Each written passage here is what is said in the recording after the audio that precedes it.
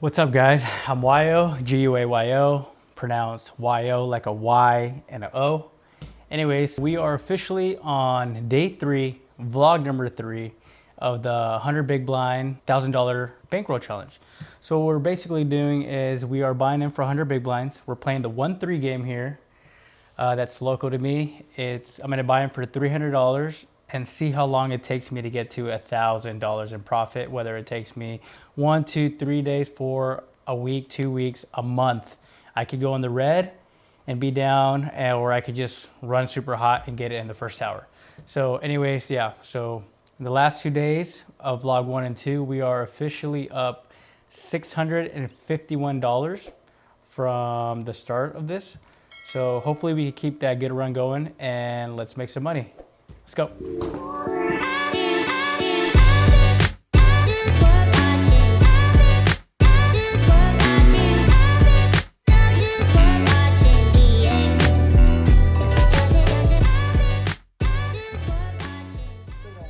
Alright guys, welcome back to the channel, and the first time we're going to play today is 6-7 of clubs.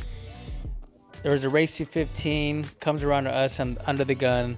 We end up making the call. We're getting 5-1 in our money, so we're looking at 75 going to the flop. We flop top pair, so we're gonna lead out here for 50.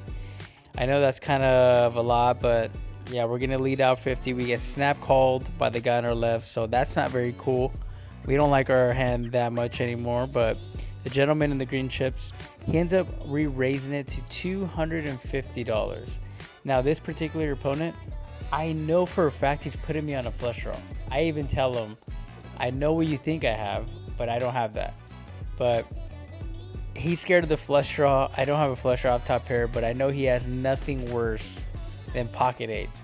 So he has pocket eights all the way up to pocket aces. We end up folding, and obviously he takes that paw down, and he shows a pocket 10. So we were right. We know he had an overpair. But it's just funny. I think I hit more flushes against that guy than anybody in the world. Okay, next time we get King Jack of Hearts. Let me show you how many players we're gonna get when I 5x this pot. So we make it so we make it 15, and yes, we get 5 callers going to the flop, 75 bucks in the pot. And that's just the way this game goes. 5x, 15x, you're gonna get callers no matter what. The board comes queen high or queen 4-4 rainbow. We don't really like it, but unfortunately to the two gentlemen to my right, they're some of the loosest players. So when they bet or they lead out, I'm gonna call a lot of the times. The turn comes a jack of clubs. We feel okay about this. We kind of like this now. Guy on my right makes it 15. I end up making it 50. I love the psyche part of the game, so I want to see where they're at. And we get the bad news. We get snap called by our buddy here, whose favorite hand is 10-4 offsuit. The river comes, it goes check check. He shows me the queen, and we feel dumb because we probably should have folded on the flop when the guy to my right bet 15. But that's the way it goes. Those two guys on my right earn every call that I give them because they just some of the loosest players that I know.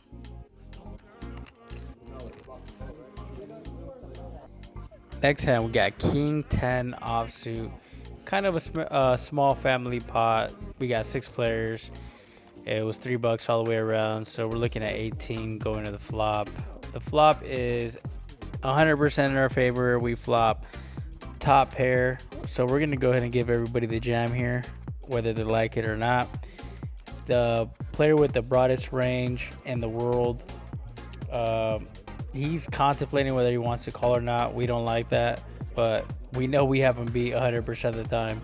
And yeah, he shows us a 6. He was thinking about calling us down with the 6, but he decided to fold. Next time we got King Jack of clubs, and we are thinking to give everybody the jam once again. We like this hand. We're suited, we're booted, we're ready to go.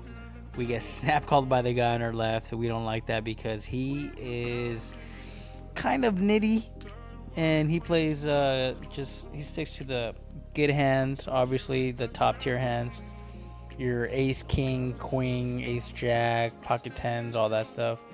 The flop is jack high. We love this because I know we're ahead here, probably 70% of the time against these opponents. But the turn, it could be we have a backdoor flush draw, backdoor straight draw, and that completes on the turn. The river's a brick, but the guy on our left shows us the bad news. He has ace queen of hearts. He has the flush. We get murked. We're gonna go ahead and throw another bullet here. 300 bucks, reload, bam, let's go. Next hand, 4-7 of hearts. Okay, so the straddle is on. I call, guy in my left calls. The dude in late position ends up making it 21. The straddle calls 21. I can't help myself. I call 21, and the guy on my left calls 21. We're waiting for the flop, and it is 10 high. But there's a 4, so we're going to go ahead and lead out here because we want to eliminate as many players as we can possible to go heads up. I can beat a lot of these guys heads up, and everybody ends up folding. So we take this pot down. It's a little small, doesn't matter how small or big, as long as we're taking in pots, because we're already in pretty deep and we're trying to get that money back and be in the green. So next hand, we're in the big blind. There was a straddle. Late position makes it 18. We got 4 callers, $72 in the pot going to the flop. The board comes jack high. We end up checking here. It also checks around. We see the turn. It's a 8 of hearts. I check. Late position ends up making it 50 bucks.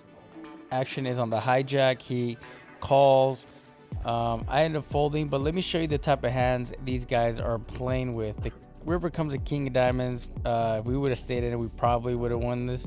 But this guy here is showing me 10-5 of spades, like if he's making a huge laydown of pocket aces or something. But this is what he called with pre-flop. This is the type of hands they play. That's why they earn and deserve my calls. So if you guys see me do something funny, I do make stupid plays all the time, don't get me wrong, but I call these guys down because of hands that I know they play just like that one. All right guys, so next hand we play, we look down at ace 4 of hearts. We are in late position, or hijack +1 comes around to me.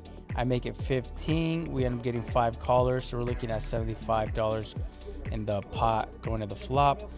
So the flop comes out and we bink it. We have top pair. Our kicker is mediocre, but we're most likely good here.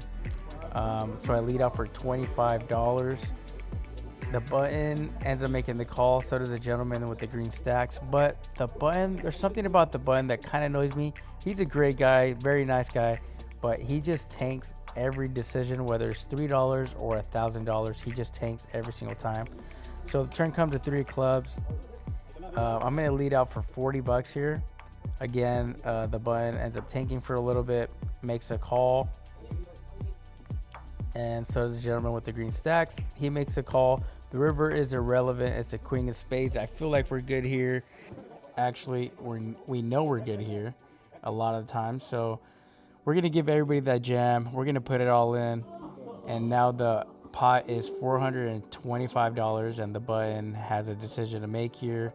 The flop is definitely in our range. We have a lot of ace queen, ace king, ace jack. So I'm hoping they just fold.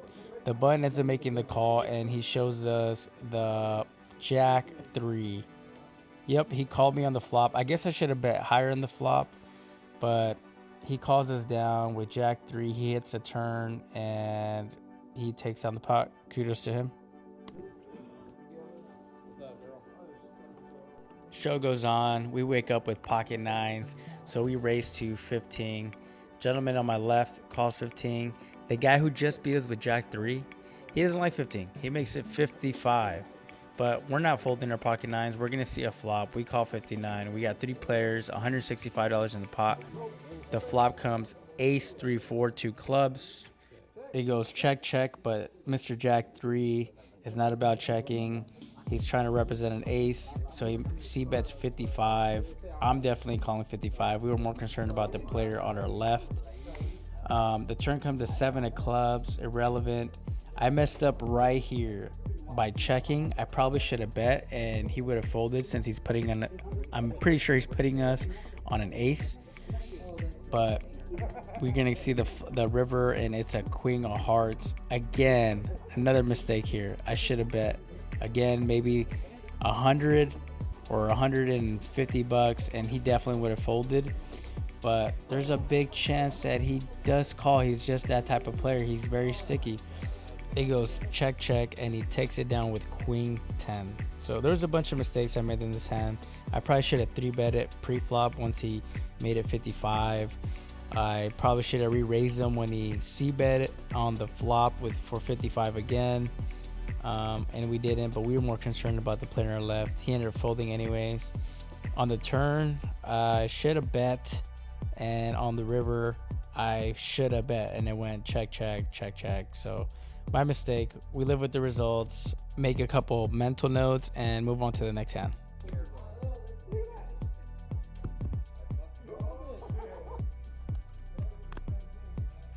Next hand, we get King Jack offsuit again. I feel like we got King Jack a few times already this session. So we make the raise to 15. We get 4 callers, looking at $60 going to the flop. The flop is King Queen 9.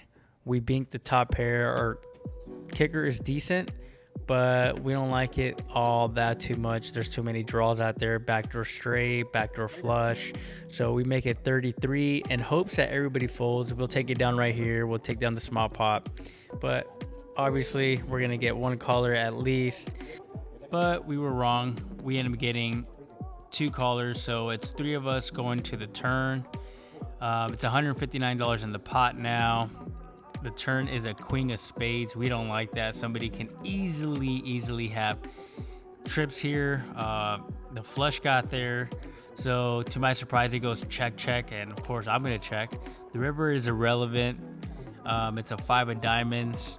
And I'm feeling pretty comfy now. So maybe somebody checked the turn because they hit their flush, or they got trips and they're trying to trap. But I wasn't going to fall for it. It goes check, check. And of course, I'm going to check again. So we show him the king and we take it down. Okay, next hand we wake up with big slick ace king offsuit. We're ready to bet or 3-bet, whatever happens here. I make it 16, so we're good. We're looking at 48 going to the pot, 3 callers, and I flop top pair. I have top kicker. I'm super comfy right here, so I lead out for 20. I wouldn't mind taking it down now, but I wouldn't also mind a caller, and that's exactly what we get. We get 2 callers here. So we have 108 in the pot. The turn is the king of clubs. I don't really like that card too much, even though we have 2 pair, but the flush got there, a straight got there, and I don't want to see a club in the river. So gentleman in the white shirt with the red stripe, he ends up going all in, and well, I tell him the bad news. I got 2 pair and I have to call. He's comfortable with the call because he happens to have a straight. He has queen 10, and the river comes a miracle bink for me, and we get the ace of diamonds. We boat up.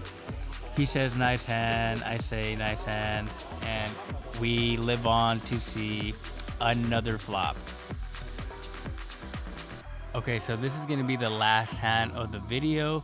We have Jack 10 offsuit, and we flop the straight. We flop the straight. We don't get to see the pre-flop action because my phone gave us a battery warning and it stopped recording. So we caught this in the middle. I was able to look at my phone and we saw that it wasn't recording. So I pushed the record button again. We're ready on the turn. I'm all in because I flopped the straight. The gentleman over there in the blue shirt, he has a flush draw, so we do not want to see any spade.